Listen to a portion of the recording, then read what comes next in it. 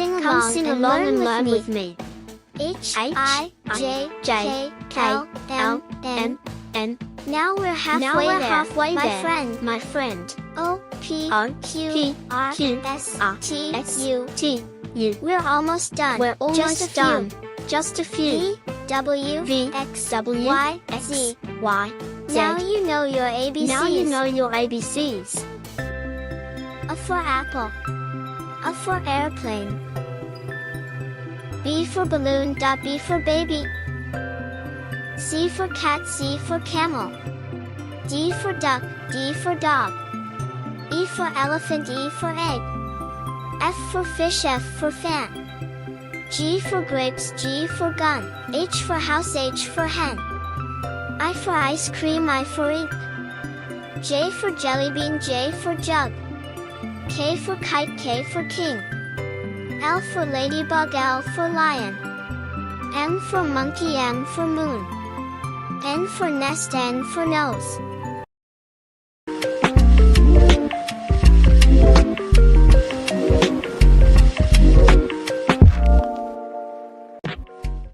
Today is the second lecture class. Jasmine, stand up and read alphabet letter after N. O for orange. For owl. P for penguin. P for pen. Q for queen. Q for quill. R for rabbit. R for rose. S for sun. S for sunflower. T for tiger. T for toy. U for umbrella. U for unicorn. V for violin. V for van. W for whale. W for well. X for xylophone. X for Xmas tree. Y for yacht. Y for yak. Z for zebra. Z for zoo.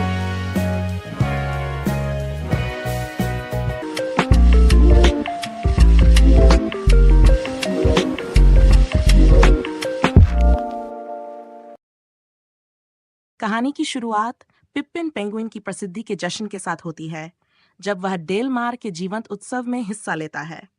शहर का चौक रंग बिरंगे झंडों और लालटेन से सजा हुआ है, जहां हंसी और संगीत गूंज रहा है।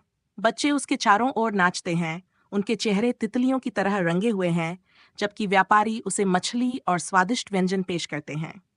पिप्पिन अपने मशहूर गीत the legend will never die गाता है और भीड़ में पिप्पिन की आवाजें गूंज उठती हैं।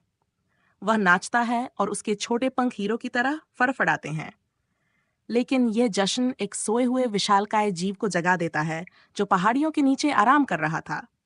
अपने नायक होने के नाते पिप्पिन विशालकाय से मुकाबला करता है, उसकी बड़ी बड़ी मुट्ठियों से बचता है और अपनी चतुराई से उसे विचलित करता है। एक आईने और कुछ मछलियों की मदद से पिप्पिन उसे फिर से सोने के लिए मजबूर कर देता है। भीड़ खुशी से झूम उठती है, लेकिन जैसे ही आखिरी जयकार खत्म होती है, पिप्पिन थकान और चक्कर आने के कारण शहर के चौक में गिर जाता है। जब पिप्पिन होश में आता है तो खुद को एक आरामदायक हल्के अंधेरे कमरे में पाता है, जहां मछली और औषधीय जड़ी बूटियों की खुशबू फैली हुई है। गांव का डॉक्टर अपनी नाक पर चश्मा और गले में स्टेथोस्कोप पहने हुए एक चौंकाने वाला खुलासा करता है। पिप्पिन मर चुका है और अब उसकी आखिरी जान बची है।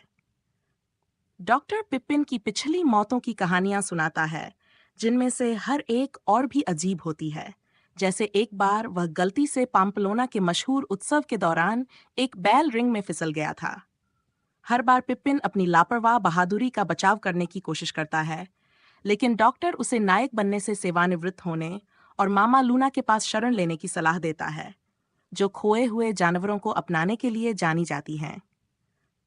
अपनी मृत्यु को स्वीकार करने में असमर्थ पिप्पिन डॉक्टर की सलाह को नजरअंदाज कर देता है। वह स्थानीय बार में जाता है, जहां उसे एक डरावना शिकारी मिलता है। शिकारी, एक बूढ़ा और खतरनाक बिल्ली, पिप्पिन को उसकी कमजोर होती प्रतिष्ठा की याद दिलाता है। डरते हुए पिप्पिन रात में भाग जाता है, अपनी मशहूर टोपी और जूते पीछे छोड़ देता है, मानो वह अपने पुराने जीवन को त्याग रहा हो। शहर वाले मान लेते हैं कि पिप्पिन मर चुका है और उसका अंतिम संस्कार करते हैं। उसके सम्मान में फूलों के साथ आंसू बहाते हैं। हार और थकावट के साथ पिप्पिन मामा लूना के घर पहुंचता है। मामा लूना उसे अपने घर में अपनाती हैं, जहां पिपिन खुद को पिकल्स नाम से छिपा लेता है, लेकिन वह अपने पुराने रोमांच और शहर वालों की प्रशंसा को याद करता है। हफ्ते बीत जाते हैं और पिपिन का नया जीवन साधारण हो जाता है, लेकिन उसके अंदर अब भी उसकी खोई हुई प्रसिद्धि की चाहत बाकी रहती है। मामा लूना के घर में पिपिन की मुलाकात बेनी नामक एक आवारा कुत्ते से होती है जो खुशमिजाज और उत्साही है। बेनी अपनी छोटी छोटी खुशियों की कहानियां साझा करता है और धीरे धीरे पिपिन भी उसकी सकारात्मक ऊर्जा से प्रभावित होने लगता है।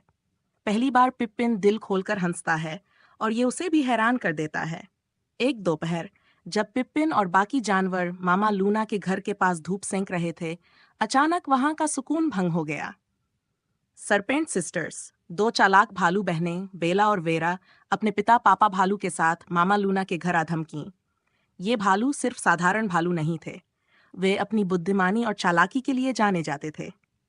उनकी आंखों में एक गहरी चालबाजी चमक रही थी और उनके साथ आने का मकसद कुछ अच्छा नहीं लग रहा था। बेला और वेरा ने मामा लूना को बताया कि वे एक खास मिशन पर हैं। उन्हें एक जादुई विशिंग स्टार, इच्छा पूरी करने वाला तारा, का नक्शा ढूंढना है, जो बिग जैक हॉर्नर नामक एक खतरनाक संग्रहकर्ता के पास है। बिग जैक हॉर्नर ने यह नक्शा बहुत सारे जादुई खजानों के साथ छिपा कर रखा था। भालुओं का असली मकसद पिपिन को इस खतरनाक काम के लिए साथ लेना था, क्योंकि वे जानते थे कि उसकी चतुराई और बहादुरी इस मिशन को पूरा करने में मददगार हो सकती है। लेकिन अब पिपिन को मरा हुआ मानते हुए उन्होंने एक नई योजना बनाई थी।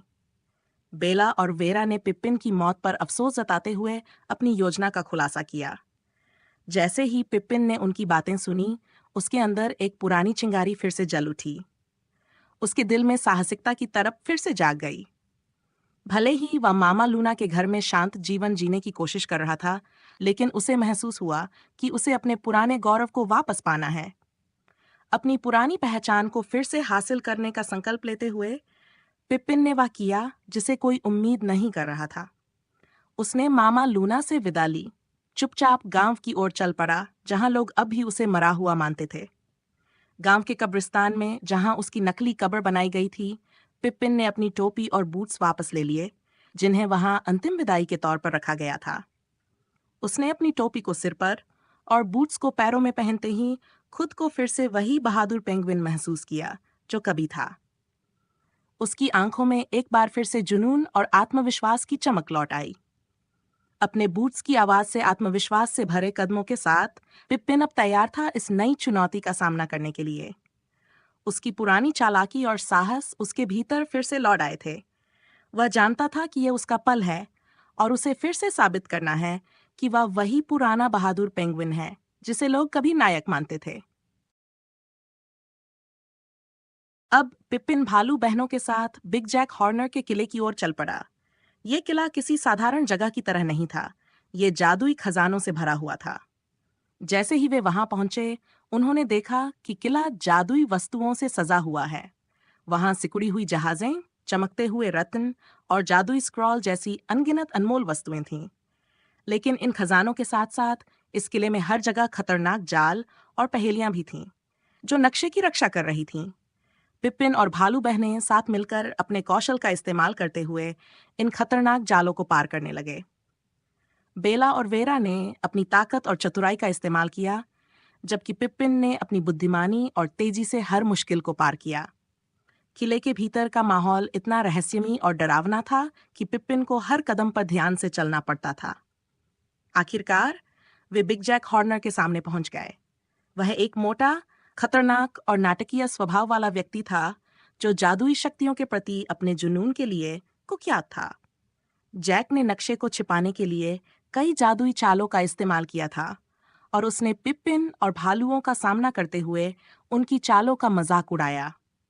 जैसे ही जैक हॉर्नर ने विशिंग स्टार का नक्शा सामने रखा, पिपिन हैरान रह गया, क्योंकि वहां उसकी पुरानी प्रेमिका और प्रतिद्वंद्वी किटी सॉफ्टपॉज पहले से मौजूद थी।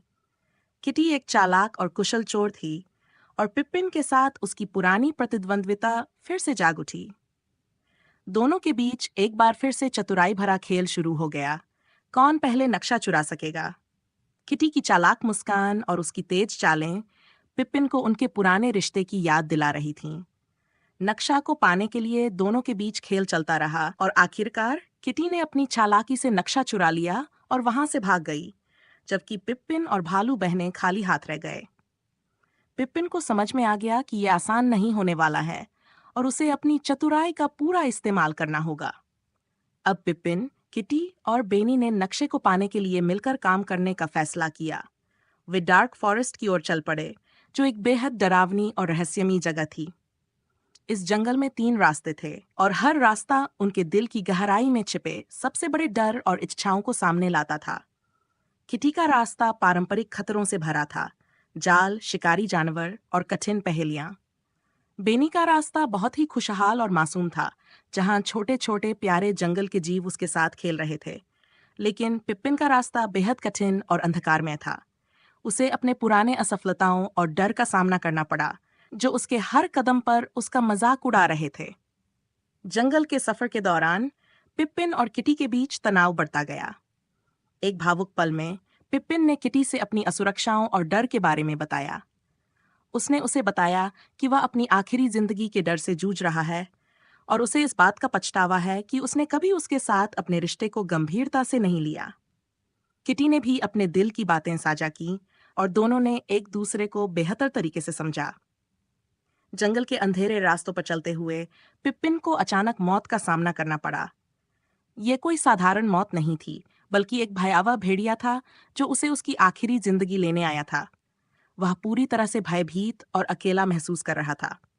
भेड़िया ने पिप्पिन का मजाक उड़ाते हुए उसे उसके जीवन के हर पल का हिसाब बताया और उसे मौत का एहसास कराया।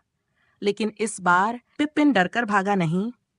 उसने अपने अंदर के साहस को महसूस किया और भेड़िए के सामने डटकर खड़ा हो गया। उसी समय किटी और बेनी ने पिप्पिन को ढूंढ लिया। किटी ने उसे उसकी कायरता का सामना कराया और उसे समझाया कि अगर वह अपने डर को नहीं छोड़ेगा तो वह कभी आगे नहीं बढ़ पाएगा। पिप्पिन ने अपनी सारी कमजोरियों को किटी के सामने कबूल कर लिया और अपने आखिरी जीवन की सच्चाई को स्वीकार किया। किटी ने उसकी भावनाओं को समझा और उसे एक नया मौका दिया, एक नया जीवन जीने का। बिग जैक हॉर्नर, जिसने जादुई स्नैक्स का सेवन करके खुद को एक विशालकाय दानव में बदल लिया था, अब डार्क फॉरेस्ट में आतंक मचाने पर उतारू था। उसकी विशालकाय काया इतनी भयानक थी कि हर कदम के साथ जमीन कांपने लगती थी। पेड़ उखड़ने लगे और जंगल के जीव भागने लगे। पिप्पिन, किटी, भालू बहनें, बेला और वेरा सब उसके सामने एक छोटे से समूह की तरह दिखाई दे रहे थे। हॉर्नर की आंखों में जादुई शक्ति की भूख और क्रूरता की चमक थी। उसने चिल्लाते हुए कहा, अब कोई भी मेरी शक्तियों के सामने नहीं टिक सकेगा। मैं इस दुनिया का सबसे ताकतवर प्राणी बनूंगा। पिप्पिन जानता था कि बिग जैक हॉर्नर को हराना आसान नहीं होगा, लेकिन अब तक उसने एक बात समझ ली थी।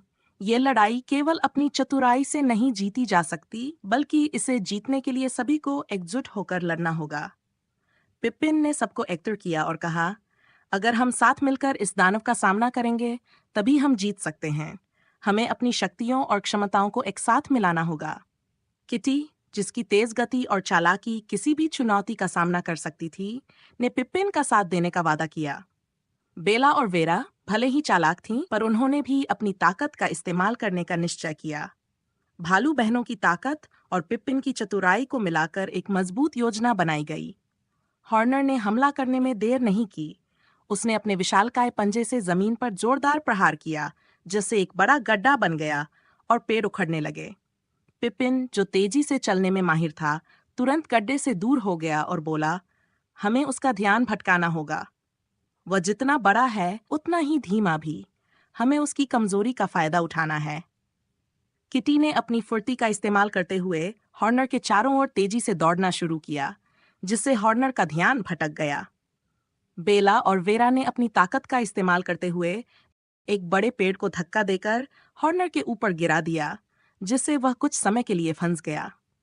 ये पिप्पिन और किटी को एक मौका देने के लिए काफी था। इस बीच पिप्पिन को याद आया कि उनके पास एक जादुई तीर है, जिसे जंगल के पुराने संत ने कभी उन्हें दिया था।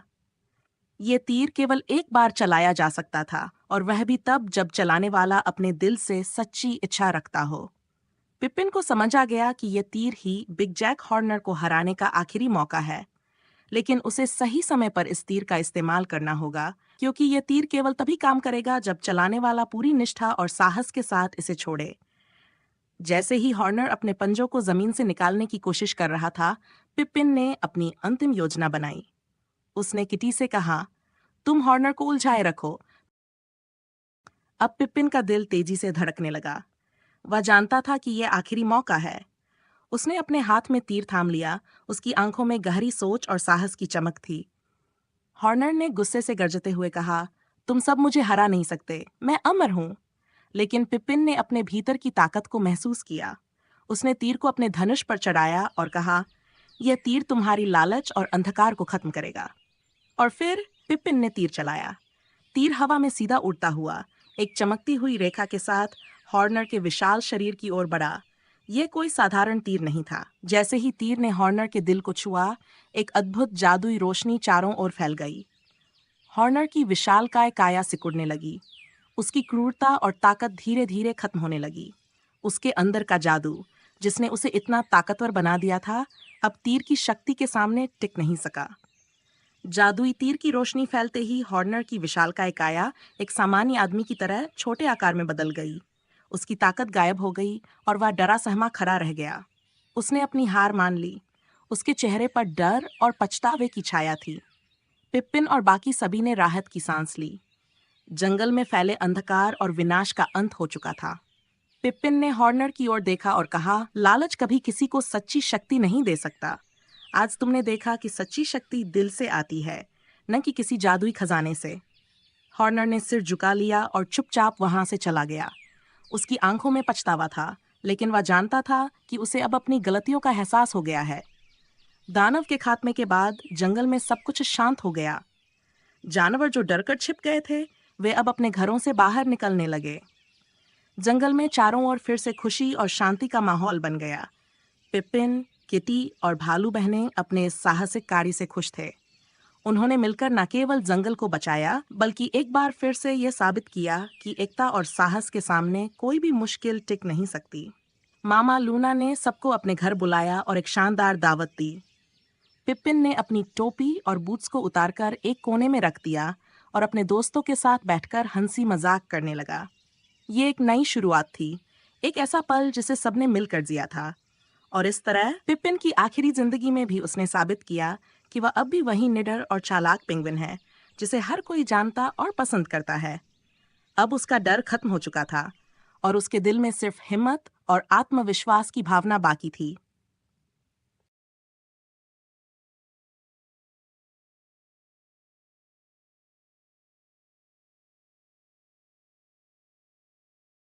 एक ठंडी सर्दी की सुबह एक छोटा और बहादुर पेंगुइन चमकती बर्फ में चल रहा था। अचानक उसे कहीं से मदद की हल्की आवाज सुनाई दी। पेंगुइन ने उत्सुकता से उस आवाज का पीछा किया और बर्फीले जंगल में पहुंच गया। वहां उसने देखा कि एक लोमड़ी जाल में फंसी हुई है और बाहर निकलने की कोशिश कर रही है। पेंगुइन ने सोचा, मुझे इसकी मदद करनी चाहिए, और धीरे धीरे डरती हुई लोमड़ी के पास गया। अपनी चोंच से पेंगुइन ने जाल को काटने की कोशिश की ताकि लोमड़ी आजाद हो सके। थोड़ी मेहनत के बाद जाल टूट गया और लोमड़ी खुशी से उछल पड़ी। दोनों मिलकर बर्फीली जगहों पर घूमने के लिए निकल पड़े। बहुत मजा आ रहा था। रास्ते में उन्हें कई मुश्किलें आईं, जैसे फिसलन भरी बर्फ पर चलना, लेकिन दोनों ने एक दूसरे की मदद की। अचानक एक भूखा भेड़िया आ गया जो पेंगुइन को उड़ा रहा था। बहादुर लोमड़ी पेंगुइन के सामने खड़ी हो गई, उसे बचाने के लिए तैयार। लोमड़ी ने जल्दी से सोचा और भेड़िए को अपने पीछे दौड़ाकर भगा दिया। भेड़िया चला गया तो पेंगुइन ने राहत की सांस ली और अपने होशियार दोस्त का शुक्रिया अदा किया। दोनों ने एक गुफा ढूंढी और अंदर बैठकर एक दूसरे से लिपटकर गर्म हो गए। बर्फीले जंगल को देखते हुए उन्होंने हमेशा एक दूसरे की मदद करने का वादा किया।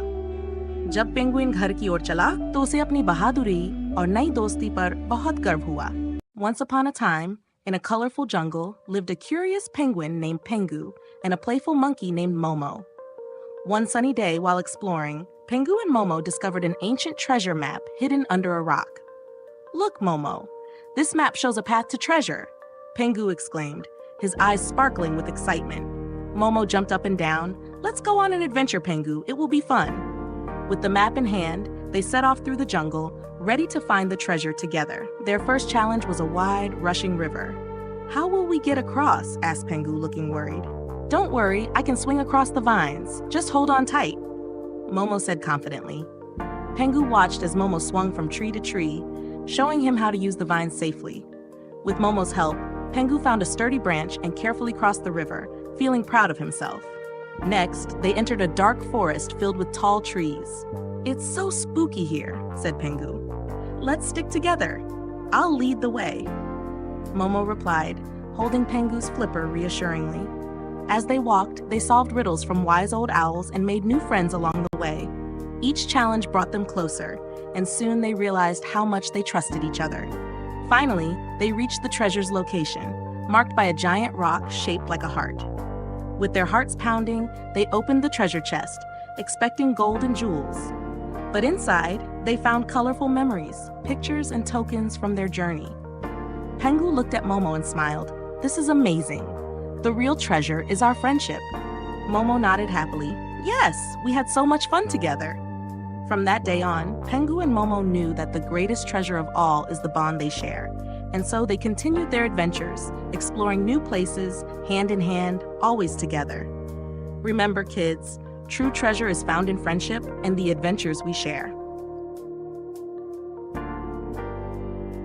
एक समय की बात है, एक जंगल में एक बुद्धिमान उल्लू रहता था। वह अपने जान और समझदारी के लिए जाना जाता था। सभी जानवर उससे सलाह लेने आते थे। एक दिन एक छोटे चूहे ने उल्लू से मिलने का फैसला किया। चूहा बहुत परेशान था। उसने कहा, उल्लू भैया, मुझे एक समस्या है। उल्लू ने मुस्कुराते हुए कहा, बताओ, मैं मदद करूंगा। चूहे ने कहा, मेरे पास कोई खाना नहीं है और मैं भूखा हूँ। उल्लू ने चूहे को समझाया, भाई, तुम्हें पहले सोचना चाहिए था। जब तुम खाना इकट्ठा कर रहे थे तब तुमने ध्यान नहीं दिया। चूहे ने कहा, आप सही हैं उल्लू भैया, मैं अगली बार ध्यान रखूंगा। उल्लू ने कहा, याद रखो, हमेशा सोच समझकर निर्णय लेना चाहिए। अगले दिन जंगल में एक खतरनाक शिकारी आया। सभी जानवर डर गए और भागने लगे, लेकिन चूहा उल्लू की बात याद करते हुए शांत रहा। उसने अपने दोस्तों को इकट्ठा किया और कहा, हमें सोच समझकर काम करना होगा। उल्लू ने कहा, हम सब मिलकर शिकारी को हरा सकते हैं। जानवरों ने योजना बनाई और एक साथ काम किया। उन्होंने शिकारी को जंगल से बाहर निकालने का निर्णय लिया। चूहा अपने छोटे आकार के कारण सबसे पहले शिकारी के पास गया। उसने शोर मचाना शुरू किया। शिकारी ने सोचा, यह तो बस एक छोटा चूहा है, लेकिन चूहा बहुत चतुर था। उसने शिकारी को गुमराह किया और जंगल के बाकी जानवरों ने हमला किया। शिकारी ने डरकर जंगल छोड़ दिया। सभी जानवर खुश हो गए और चूहे को सराहा। चूहा ने उल्लू का धन्यवाद किया। उसने कहा, आपकी सलाह ने मुझे बचाया। उल्लू ने मुस्कुराते हुए कहा, याद रखो, सोचने से ही सही निर्णय मिलते हैं। और सभी जानवरों ने समझ लिया कि जान और सोच से ही समस्याओं का हल होता है।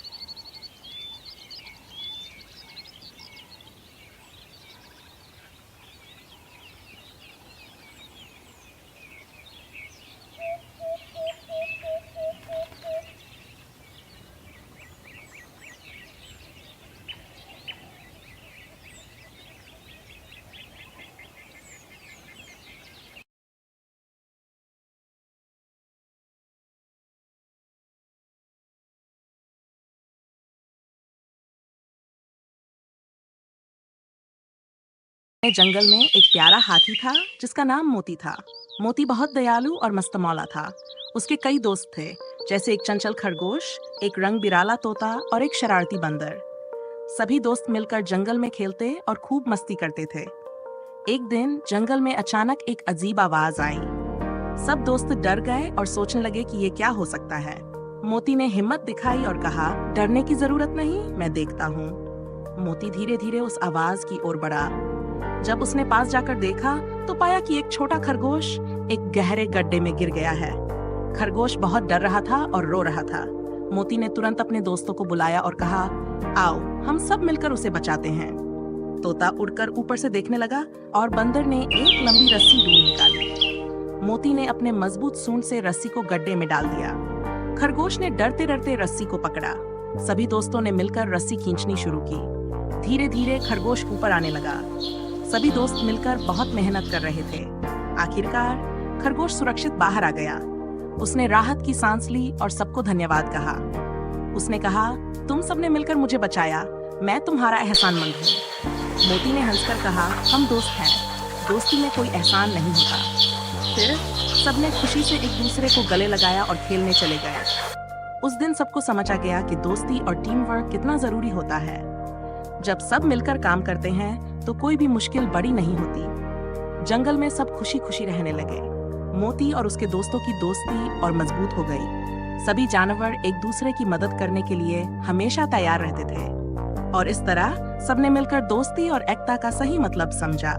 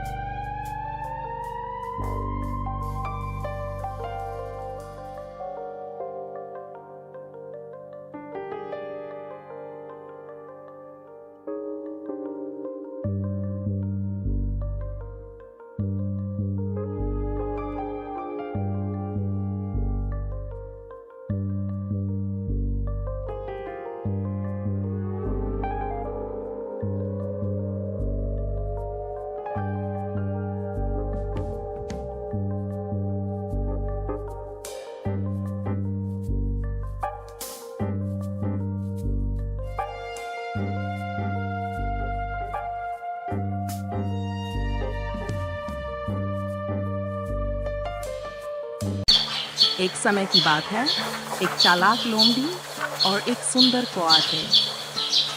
कौआ अपनी काली फेदर्स और सुरीली आवाज के लिए जाना जाता था। एक दिन कौआ एक पेड़ की शाखा पर बैठा था।